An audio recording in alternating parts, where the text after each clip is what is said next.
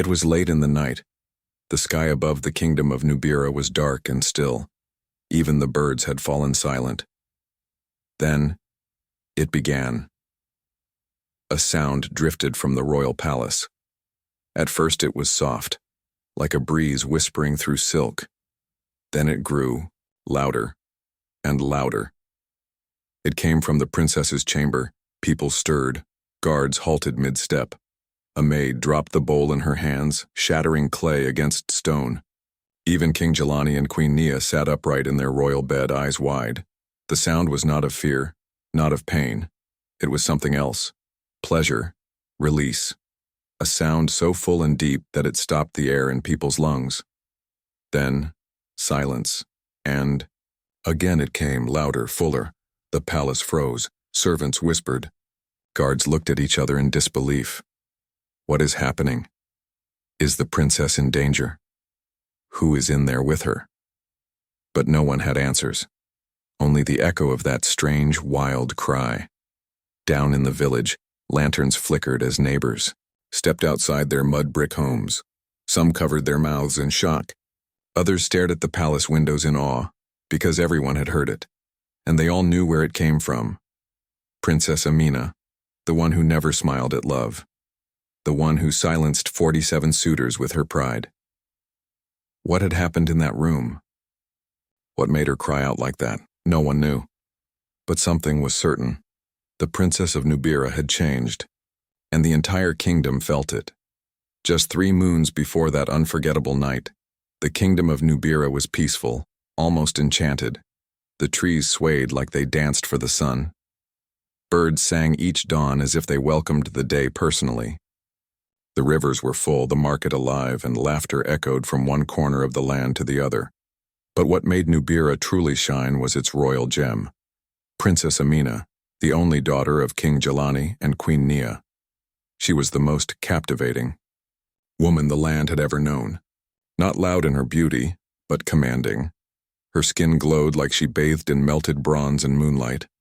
Her eyes, deep and knowing, carried stories no one had heard. Her lips rarely smiled, but when they did, time paused.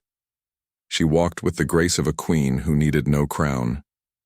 When she moved through the village square, old men forgot what they came to buy, and young men straightened their backs, desperate to catch her eye. But Amina never looked twice. She didn't need to speak. Her presence was thunder wrapped in silk, her silence sharper than swords. From the moment she turned 18, suitors flooded Nubira like bees to honey. First came the hunters, strong, sweaty, and brave. Then came the traders, gold rings on their fingers, their mouths dripping with promises. Then came scholars from distant lands, offering books, goats, and talk of kingdoms. And one by one, she crushed them all. Sometimes she said no with silence. Other times she laughed, and often she simply looked them dead in the eyes and said, "You are not enough." 5 men, 10, 20, 47, all came, all left. The villagers talked, as villagers always do. She'll grow old in that palace. Her womb must be cursed. Maybe a spirit hides in her bones. But Amina didn't care. She walked taller, dressed finer, wore beads that caught the sun and wrapped herself in silks from the south. She met every glance like a blade. No man dared touch her. Even the boldest could not hold her gaze for long. Then came a purple-skied evening. The crickets sang low and the breeze from the hills smelled of palm and pepper. King Jelani called his daughter to his chamber. He sat heavy on his throne, fingers rubbing against his chin, his eyes tired. "My daughter," he said quietly, "the time has come." Amina stood before him, tall, composed, proud. "You've turned away every man.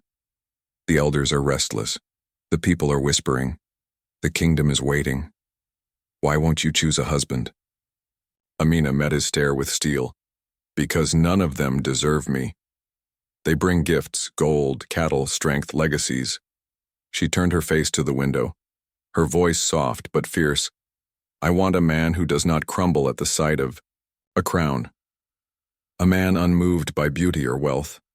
A man who can see through the silken skin and touch my soul, A man who can satisfy what lives inside me. The king exhaled slowly. You ask for a ghost, Amina. She smiled gently.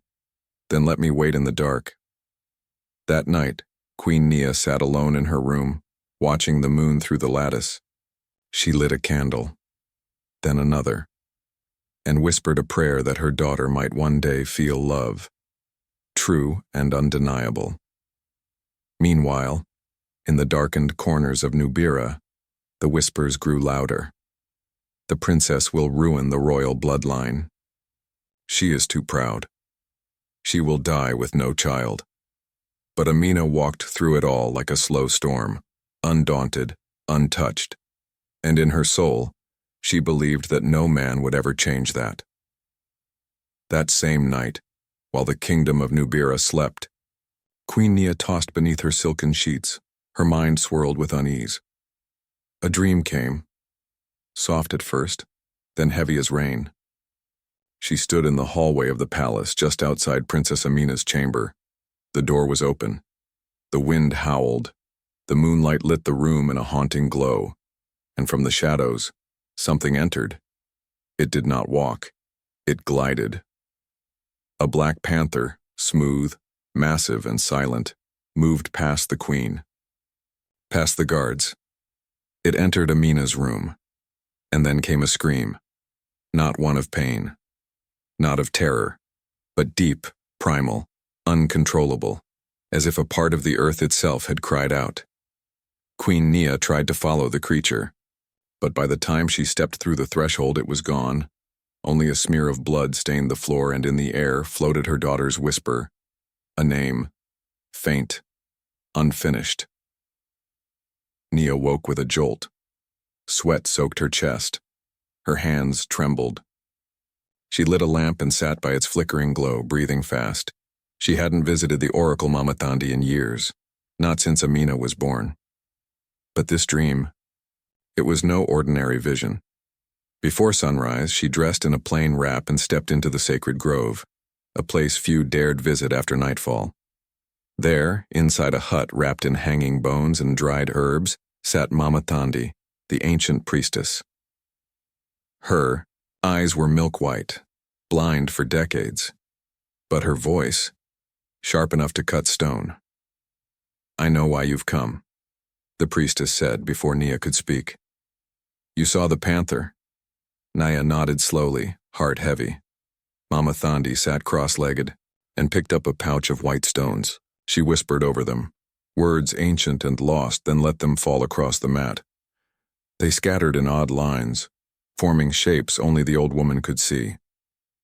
She tilted her head. Her unseeing eyes locked onto the wall like she was staring into time itself.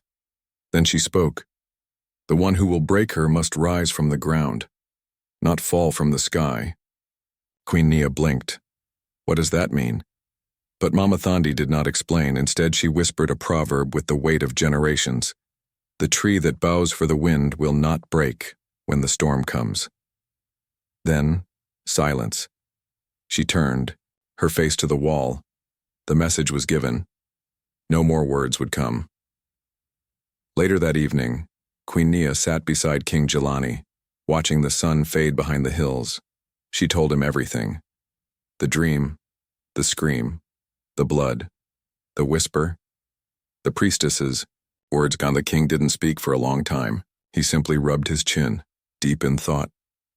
So someone is coming? He finally asked. Yes, she replied softly.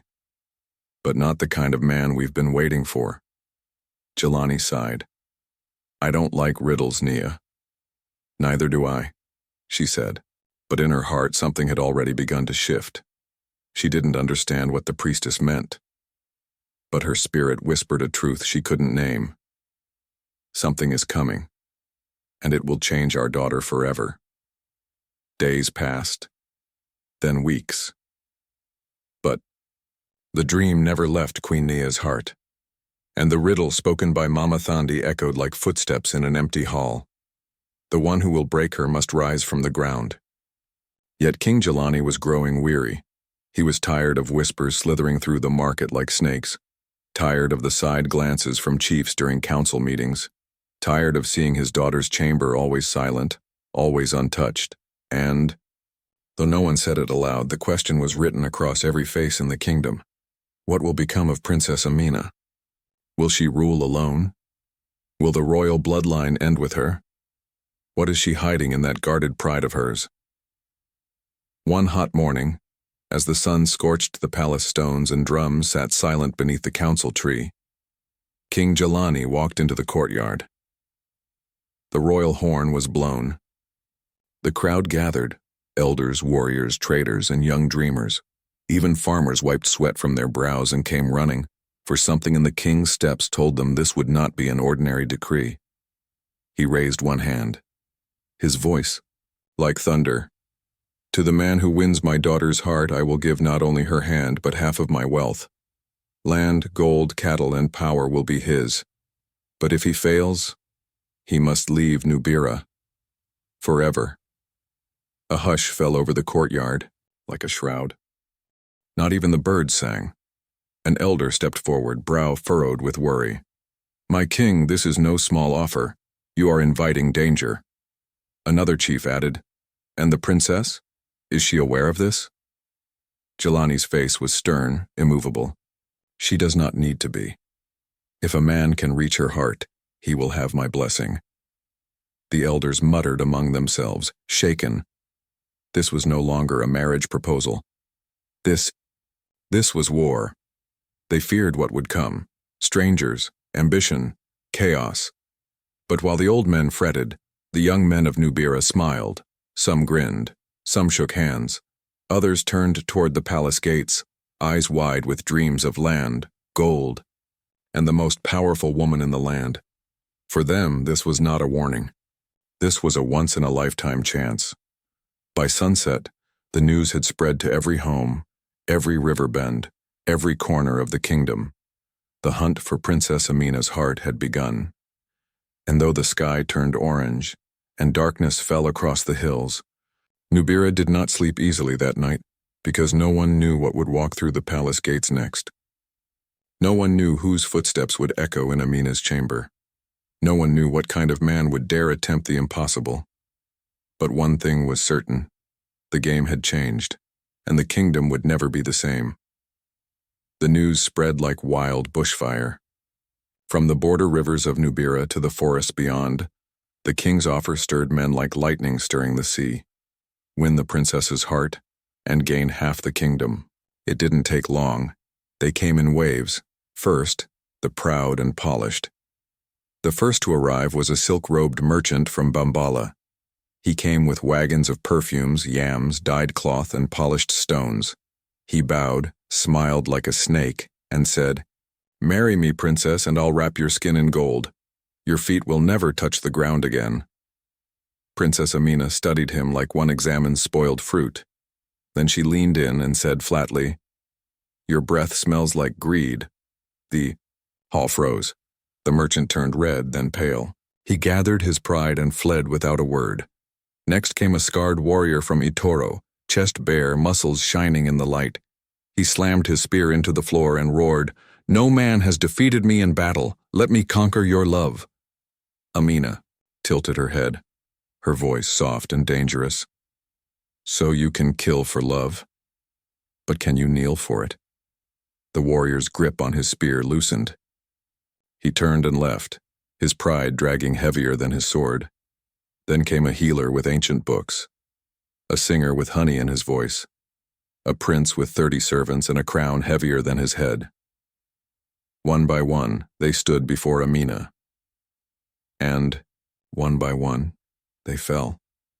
She didn't raise her voice, she didn't threaten, she didn't even rise from her seat. It was enough.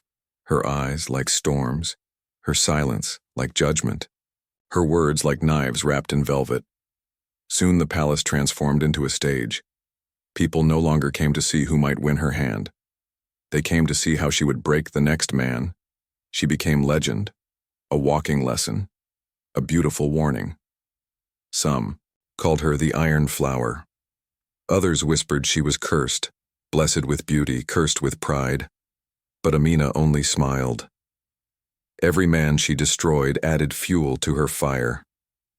Every exit, every rejected suitor, became a jewel in her invisible crown. She would return to her chamber, close the door, and laugh softly to herself. Another one gone. No remorse. No softness. Only a slow-burning pride, rising higher each day. The palace gates began to quiet. The hopefuls thinned. Those who remained were younger, less confident. Some came trembling. Some couldn't speak when they finally stood before her. She had become a mountain in their eyes, tall, cold, unshakable. Amina now walked through the village more often. She liked how women moved aside with awe, how men lusted from a distance but never dared approach, how mothers nudged their daughters and whispered, "That is a woman who fears no man."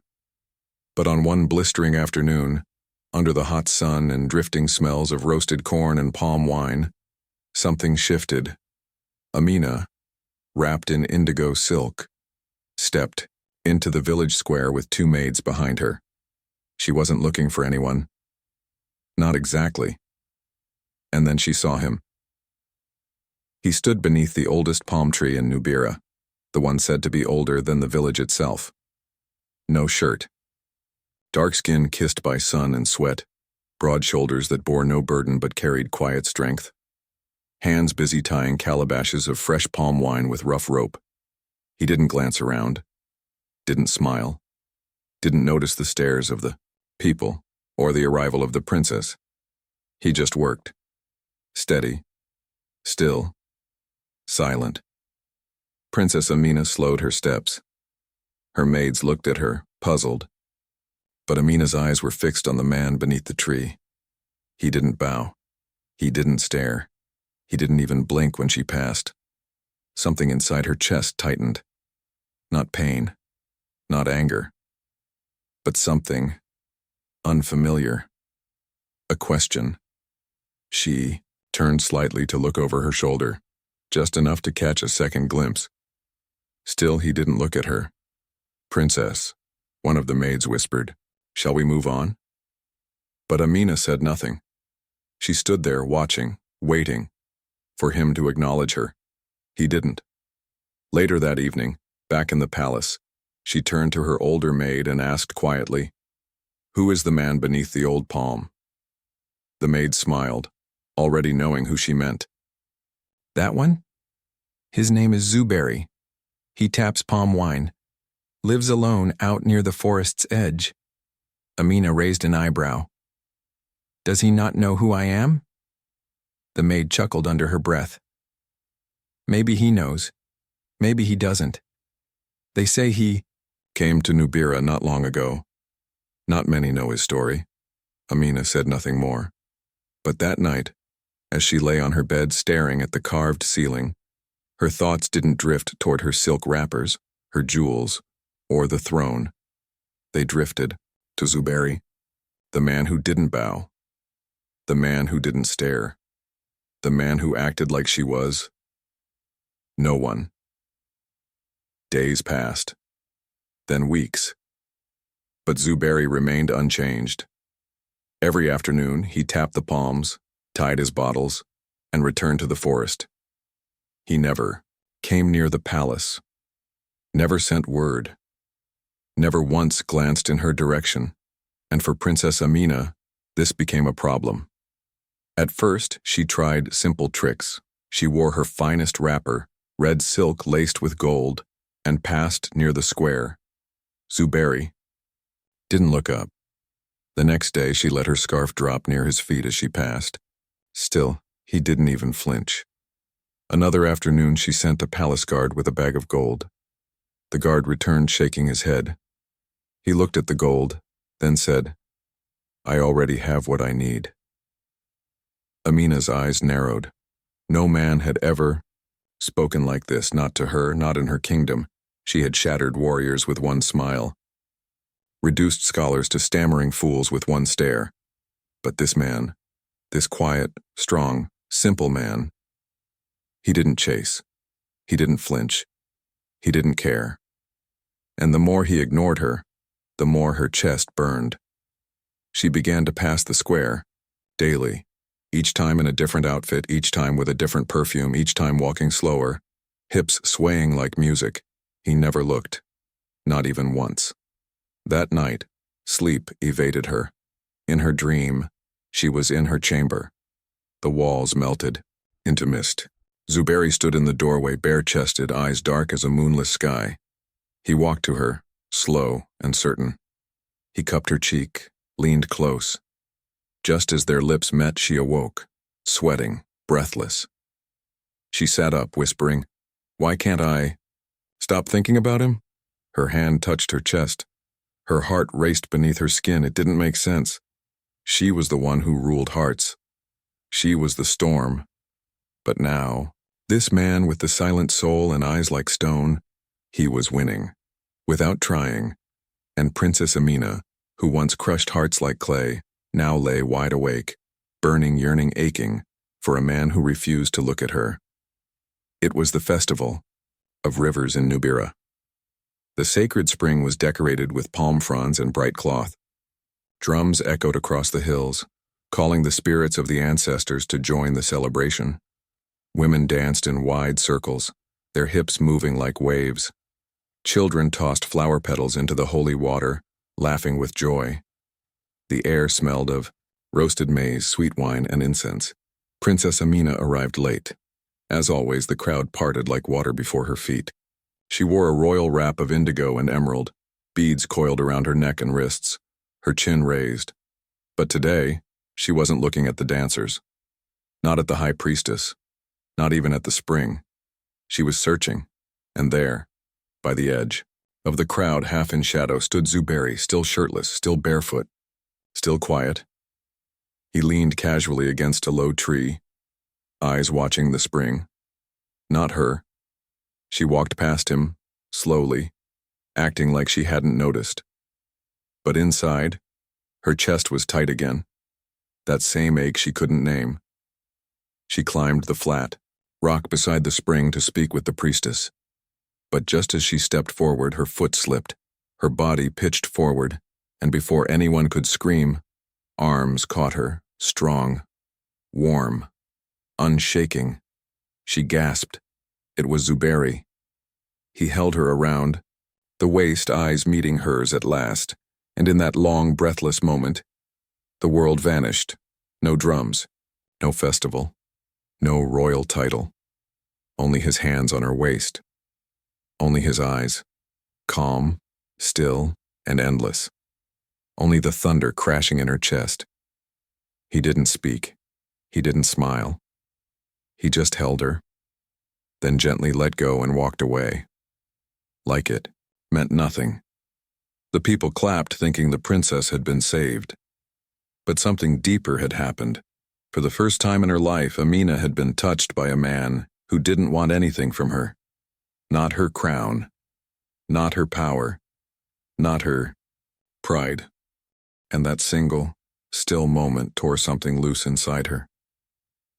That night she sat on the edge of her bed. No pride, no laughter, only silence.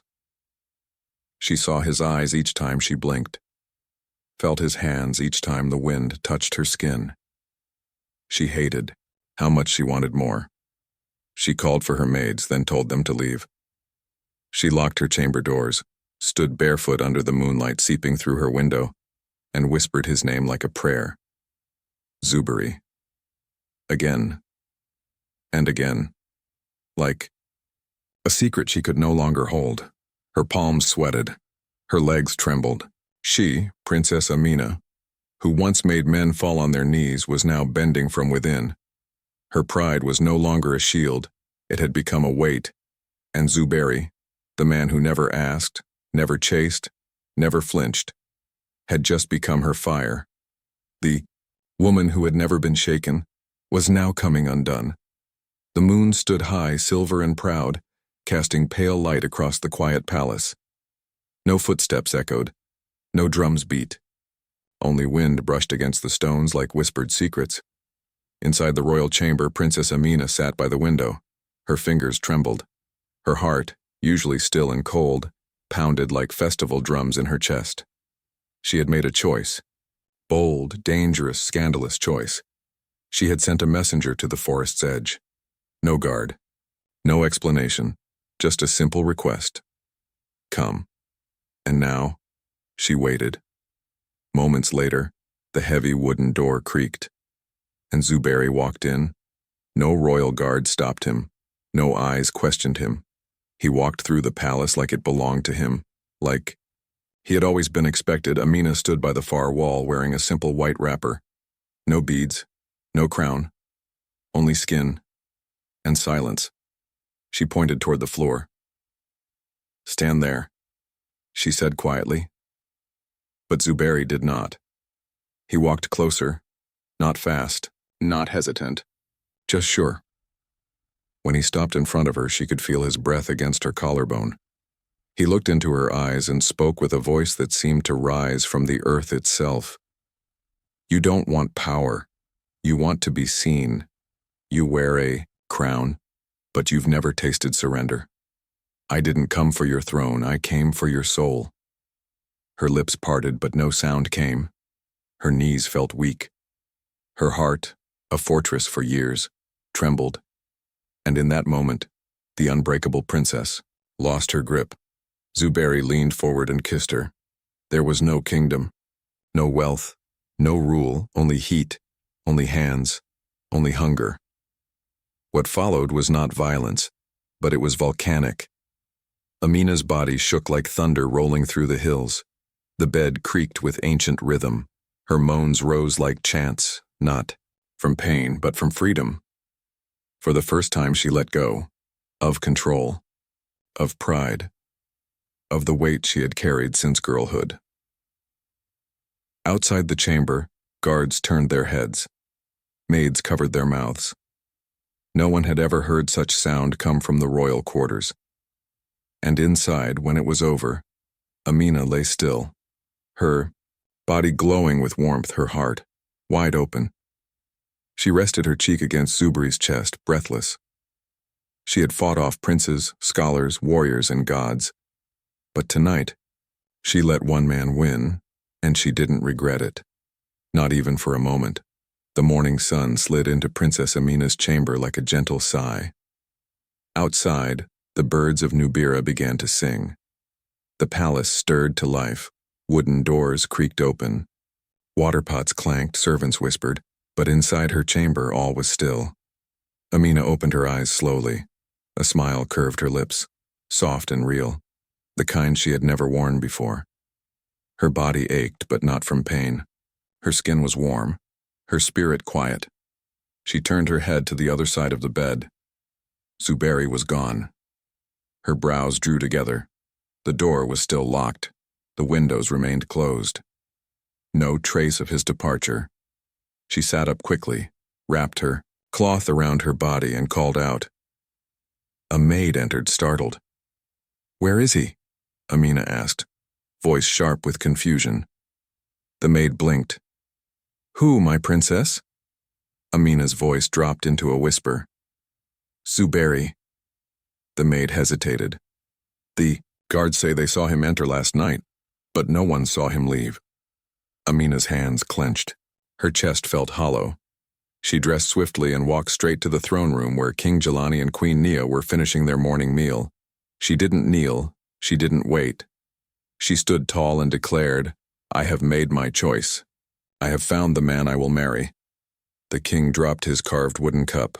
The queen froze. Who? Jelani asked slowly. Amina met their eyes without blinking. His name is Zuberi. Silence thickened the room.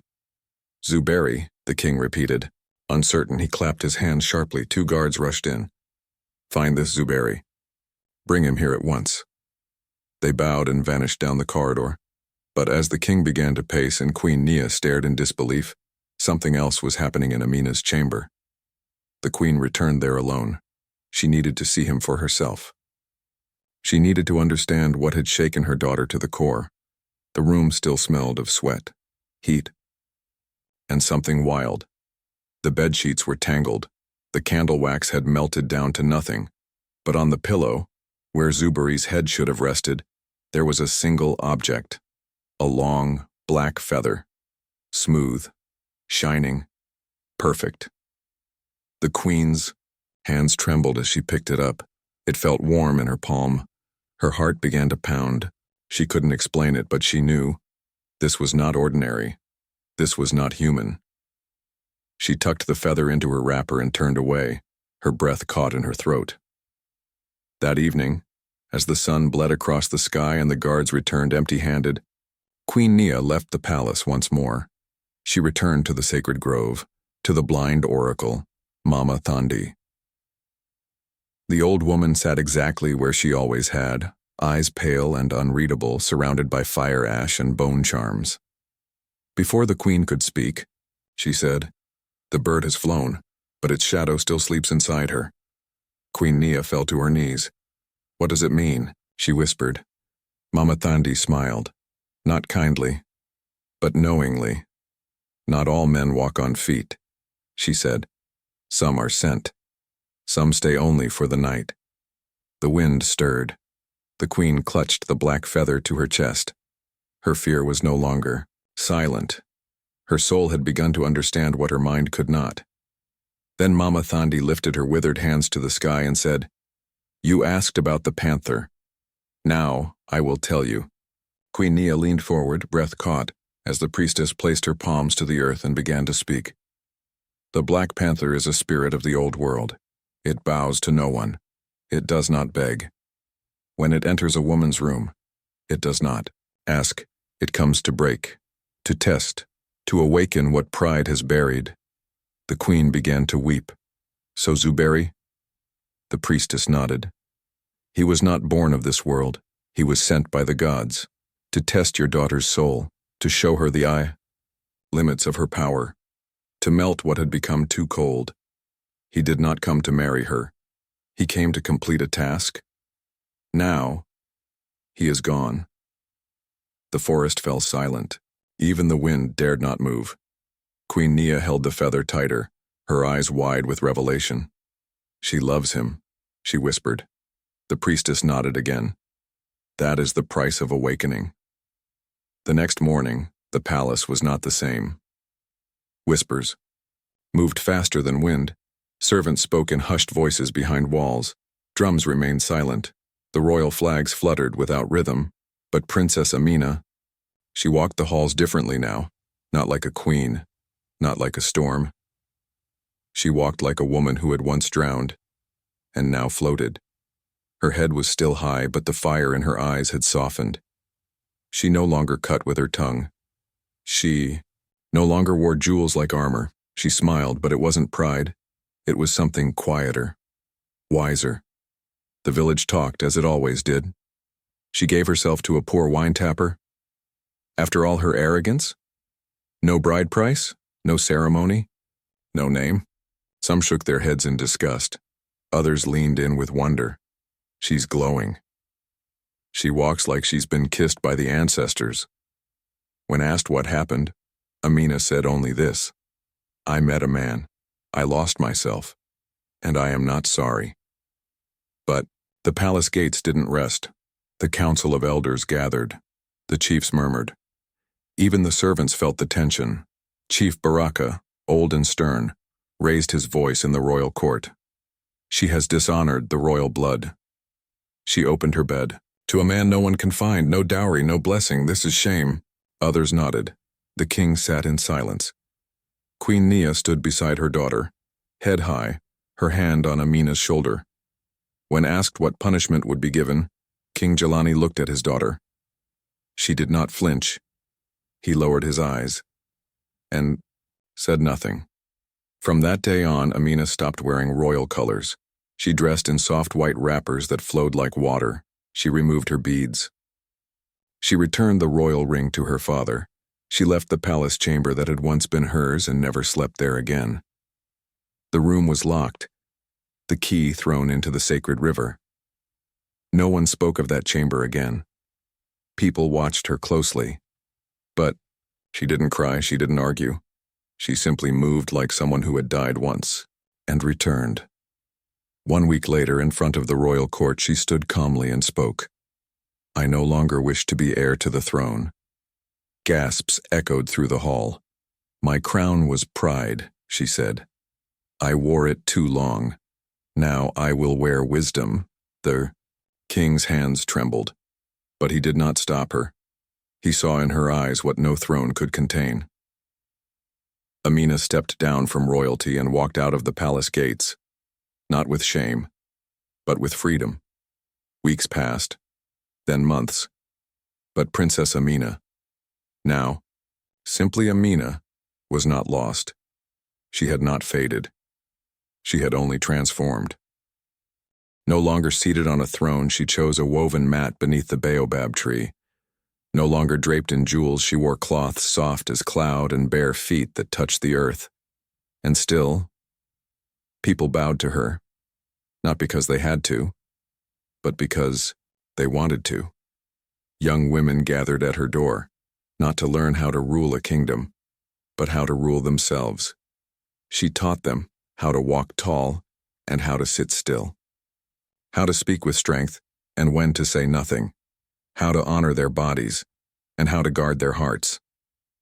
She told them, "A man who kneels for your beauty is easy to find, but a man who holds your spirit without trembling, that one is rare." She taught them not to wait for gold or titles or praise, but for the one who sees them, the one who will not try to tame them, but awaken them. Her words became quiet wisdom in the village of Nubira. Even without the crown, people still called her Queen Amina. And somewhere deep in the palace, behind a locked chamber no one dared enter, lay a single black feather. Untouched, unmoving, but never forgotten. Years passed, children grew, markets changed, but Amina remained, calm, ageless, radiant. And then, one evening, the sky grew heavy. Rain began to fall, soft at first, then wild. The trees danced, the wind howled, but Amina felt stillness inside her.